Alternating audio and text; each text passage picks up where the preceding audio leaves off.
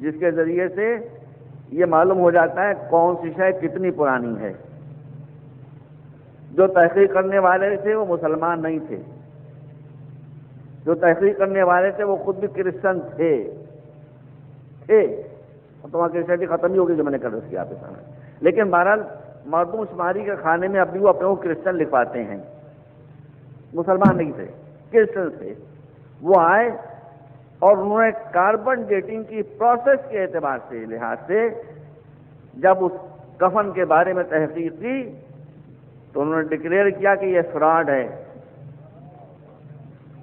اس لیے کہ carbon dating کے اعتبار سے اس کپڑے کی عمر صرف 500 سال پہلے کی ہے۔ جو کپڑا 500 سال پہلے کا ہو اس میں لگ بھگ 2000 سال پہلے کے انسان کو کیسے لپیٹا جا سکتا ہے؟ غور کیا آپ نے؟ تو اب جب یہ بات ختم ہو گئی کہ وہ کفن فراڈ ہے، صرف 500 برس پرانا ہے، تو بائبل ختم ہو گئی، قرآن سامنے آ گیا۔ ایک مرتبہ صلوات بھیج دیں آپ رات بھر۔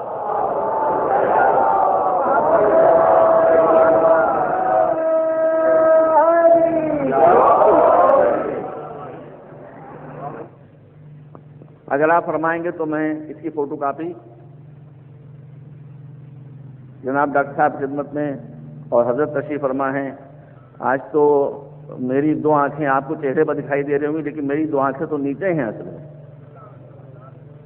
جو میری تمنا تھی وہ پوری ہوئی کہ اس شہر کے بھی ضرور قدر علماء اہل سنت والجماعت تشریف لائے۔ یہی مسئلے کا حل ہے، یہی ہونا چاہیے۔ علامہ طاہر القادری صاحب کا میں عقیدت مند ہوں، بہت نفیس انسان ہیں، بہت بڑے اسکالر ہیں، اور اپنا علم بیچتے نہیں ہیں بلکہ علم کے ذریعے سے دوسروں کے ذہنوں اور دماغوں پر قبضہ کرتے ہیں، جو علم کا اصل مشن ہے۔ میری تمنا آپ حضرات جانتے ہیں کہ برسوں سے تقریباً 30 سال تو ہو گئے ہوں گے جب سے میرا مشن صرف یہی ہے کہ میں سب کچھ برداشت کر سکتا ہوں، مسلمانوں میں اختلاف نہیں برداشت کر سکتا۔ یہ میرا مشن ہے، بھائی کوئی اچھا کہے یا برا کہے۔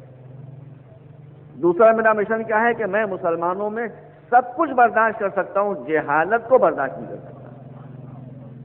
ایک علم کا فروغ، ایک اتحاد کی افزون۔ اور یہ بات آپ یاد رکھیے کہ جہالت ہی سے لڑائی پیدا ہوتی ہے۔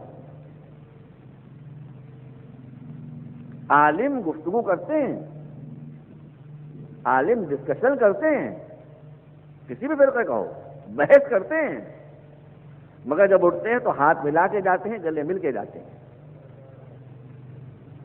یہ کٹھ ملا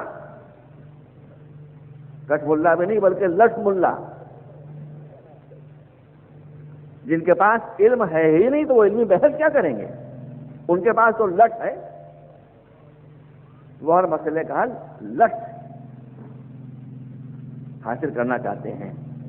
تو بھائی صاحب یہ لاٹھی کا زمانہ نہیں ہے۔ جب بیل گاڑیاں چلا کرتی تب بیل لاٹھی مار مار کے چلائے جاتے تھے۔ آج ٹیکنالوجی کا زمانہ ہے، آج انگلی کے اشارے پر آدمی کہاں سے کہاں پہنچ جاتا ہے منٹوں کے اندر اندر۔ ملاحظہ کیا آپ نے؟ تو اگر آپ کی نظر میں میری ذرا سی بھی وقت ہے، برے مغز کے برابر بھی وقت ہے، تو میری ان 2 باتوں کو یاد رکھیے۔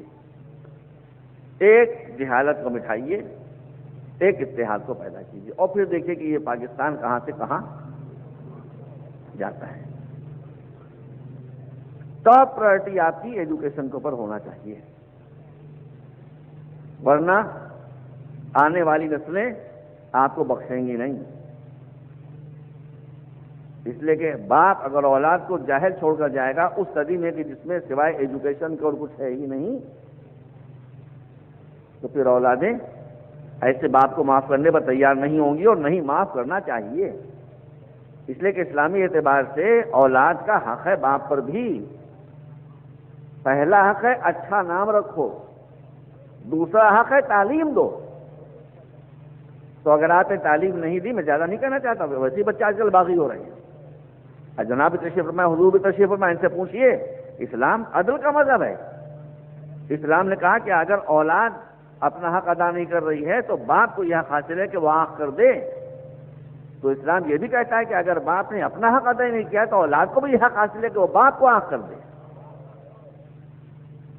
بچیے ان لمحات سے کہ جب بچے ہمارے ریبیلیس ہو جائیں. کہا کا ڈر ہے آپ کو سائنس اور ٹیکنالوجی سے؟ آپ نے ملاحظہ فرمایا کہ جب سائنس اور ٹیکنالوجی آگے بڑھی اور کاربن ڈیٹنگ کی پروسیس ہماری نظروں کے سامنے آئی تو بائبل باطل ہو گئی، قرآن باطل نہیں ہوا. قرآن کی تو صداقت ہمارے سامنے آ گئی. تو جو آپ کا دوست ہے اس سے آپ اپنی جہالت سے دشمن کیوں سمجھ رہے ہیں؟ صلوات پر محمد و آل محمد.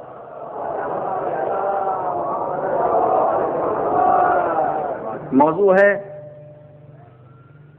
اسلام دین انسانیت. اس سلسلے میں نے کل آپ کی خدمت میں عرض کیا تھا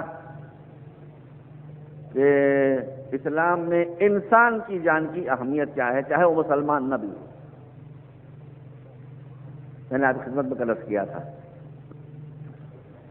اور وہیں سے پھر یہ سوال آیا تھا کہ جب اسلام میں جان کی اتنی اہمیت ہے تو اسلام نے جہاد کی اجازت کیوں دی ہے؟ اور ابھی میں سوال کو ڈیل ہی کر رہا تھا کہ کل ایک اور سوال آ گیا کہ جہاد کے بارے میں بعد میں بتائیے گا، پہلے ہجرت سمجھائیے کہ ہجرت کیا ہے. تو میں ایک بات آپ کے سامنے عرض کر دوں. وقت محدود ہے.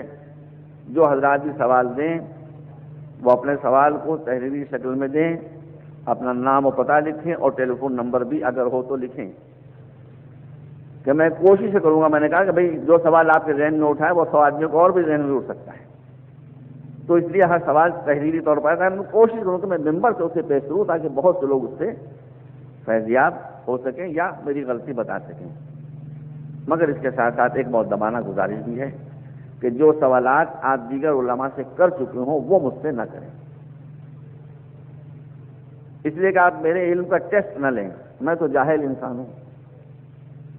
تو جو سوالات آپ دیگر علماء سے کر چکے ہیں وہ سوالات آپ مجھ سے نہ کریں.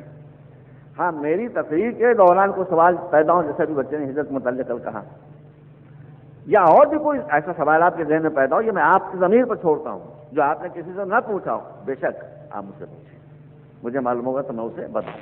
یہ شرط آپ کے ذہن میں رہے. تو اب بہرحال میں موضوع ہے انسانیت، اسلام دین انسانیت. میں اس لنک کو تو نہیں چھوڑوں گا لیکن جو فرمائشیں ہو رہی اس کی بھی تکمیل مجھے بہرحال کرنا ہے.